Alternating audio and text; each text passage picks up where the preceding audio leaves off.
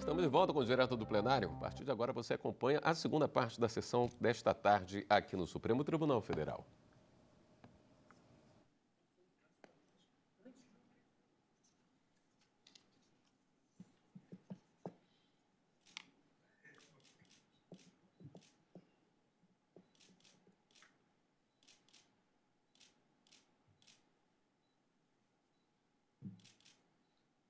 Podemos nos sentar. Declaro reaberta essa sessão ordinária do Supremo Tribunal Federal e retomando o julgamento conjunto da ação civil originária 1265 com a ação civil originária 1119, agora passo a palavra para falar em nome da União ao advogado da União, Dr. Leandro Peixoto.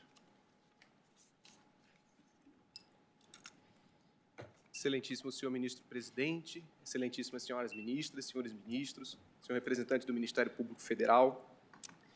Os pedidos formulados na ação civil originária 1119 organizam-se ao redor de duas causas de pedir principais.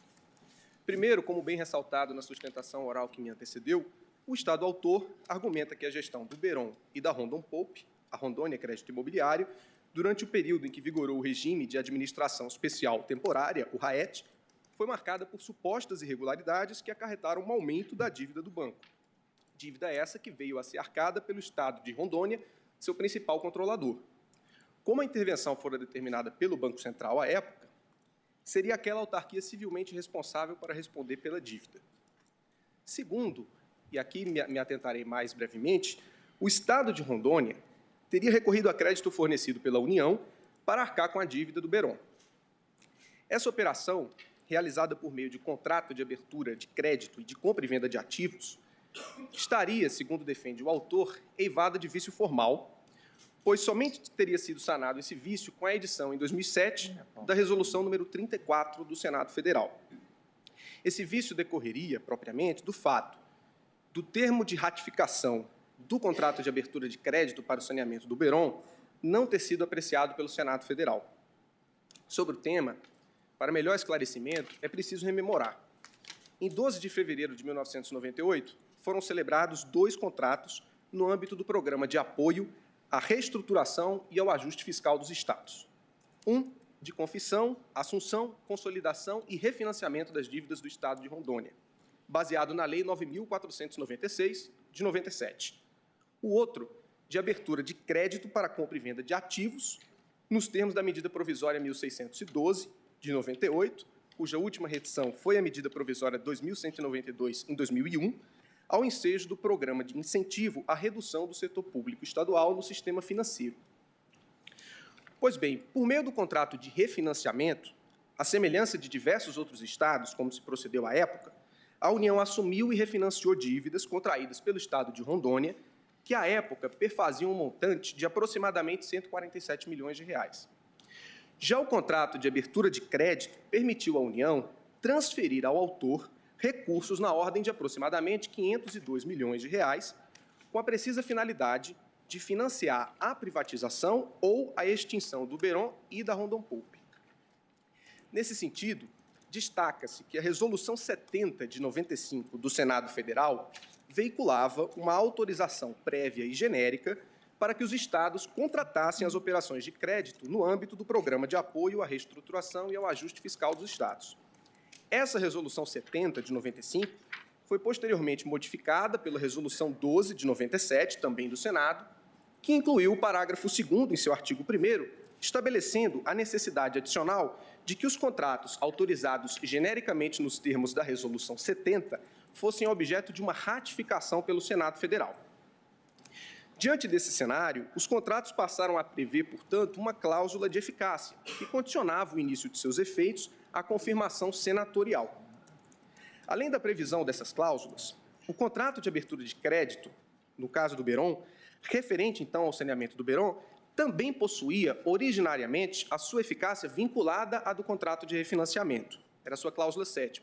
Ou seja, apenas quando o contrato de refinanciamento tivesse os seus efeitos vigentes, o contrato de abertura de crédito poderia ser também iniciado.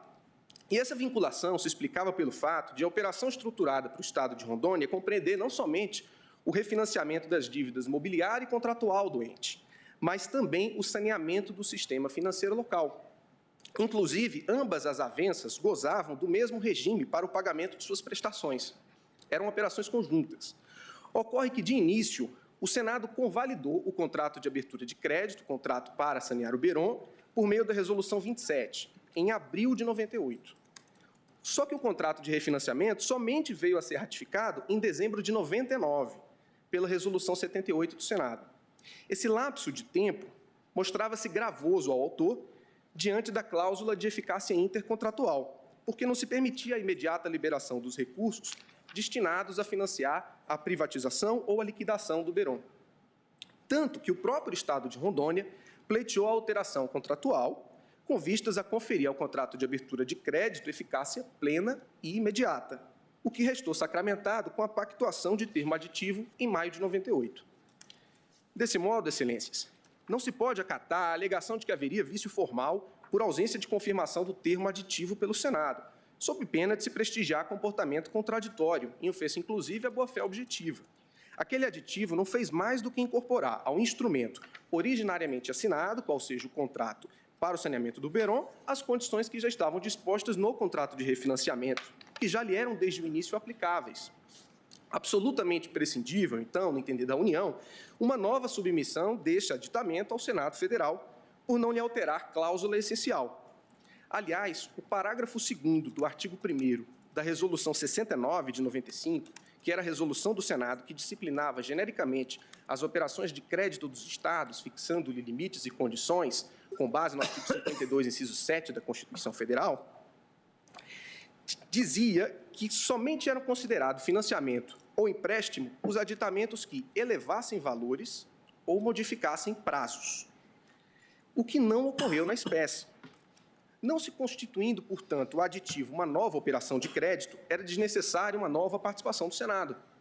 Esse fato, inclusive, restou reconhecido na decisão que indeferiu a antecipação da tutela na presente ação, proferida, então, pelo ministro relator à época, o ministro Ricardo Lewandowski. Assim, há de se rejeitar o vício de forma sustentado pelo Estado de Rondônia, o qual somente teria sido sanado ou convalidado com a edição de uma resolução em 2007, a resolução de número 34 do Senado. Essa última resolução, que também é problematizada pelo Estado de Rondônia na ação, após quase 10 anos da assinatura dos contratos, a pretexto de ratificar todos os termos aditivos, tanto do contrato de abertura de crédito como do contrato de refinanciamento, excluiu da mencionada autorização os valores relativos aos supostos prejuízos sofridos pelo Beron e pela Rondopoup durante o período em que estiveram sob regime de administração especial temporária, o RAET, determinando, inclusive, a suspensão dos pagamentos. Não há como ignorar, então, que a Resolução 34 de 2007 ofende a garantia constitucional de proteção ao ato jurídico perfeito, já que, com a entrega dos recursos e a regular execução contratual ao longo dos anos, os contratos se aperfeiçoaram. Revela-se impensável que um ato normativo expedido pelo Senado, posteriormente ao aperfeiçoamento dos contratos, que se dera nos estritos termos da legislação então vigente, pudesse modificar termos essenciais dessa avença, sem a anuência das partes contratantes, em total afronta ao princípio da segurança jurídica. Por outro lado, constata-se que o Senado, ao editar a Resolução 34 de 2007, também violou o princípio constitucional da separação e harmonia das funções estatais, pois usurpou competência própria do Poder Judiciário. Percebe-se que aquela Casa Legislativa, antecipando-se a qualquer manifestação do Judiciário, determinou a responsabilidade pela dívida contraída pelo Beron no período em que perdurou o RAET, como se fosse da União. É evidente o exercício de competência que não lhe é própria. Tanto isso é verdade que o eminente ministro Ricardo Lewandowski, então relator do feito, ao indeferir o pedido de antecipação de tutela nessa ação, a ação 1119, acertadamente pontuou que a Resolução 34 de 2007 do Senado, abro aspas, em aparente ofensa ao princípio da segurança jurídica, pretendeu modificar, ex post facto, situação consolidada há quase 10 anos, desconstituindo o que estava autorizado e sacramentado.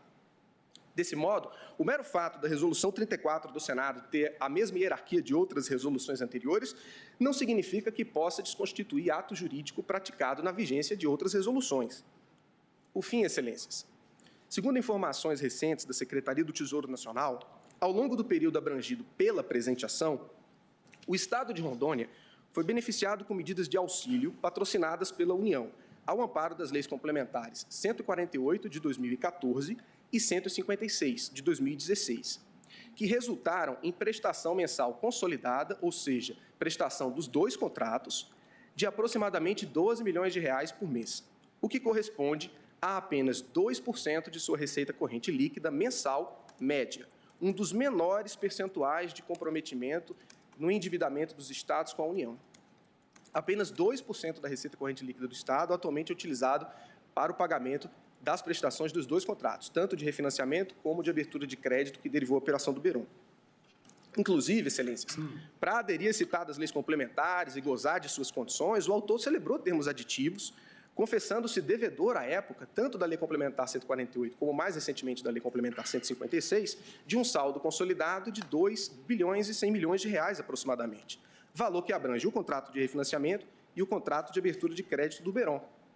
Assim, não se deve admitir, em nosso entendimento, possa o ente federativo reconhecer a dívida administrativamente para fruir de regras mais favoráveis e, simultaneamente, contestá-la judicialmente, sob pena de incidir na proibição do venire contra factum próprio. Pelo exposto, agradecendo a atenção de vossas excelências, a Advocacia Geral da União pugna pela improcedência dos pedidos. Obrigado. Agradeço, doutor Leandro Peixoto. Pergunto ao ministro relator Edson Fachin em relação ao tempo e o voto, extensão.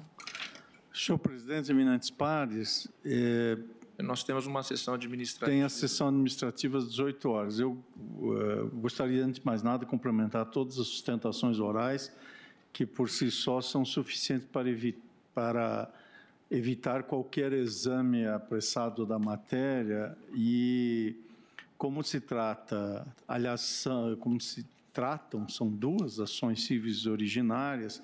Nessas ações, como se sabe, o tribunal tem para si devolvida não só a matéria de direito, como também a matéria fática, e aqui é uma perícia, cujo exame eu disseco no voto de aproximadamente 65 páginas, em que procuro enfrentar todas as preliminares e as respectivas imputações de responsabilidade, principiando por um exame do contexto jurídico desse regime ao qual foi submetida a instituição financeira estadual.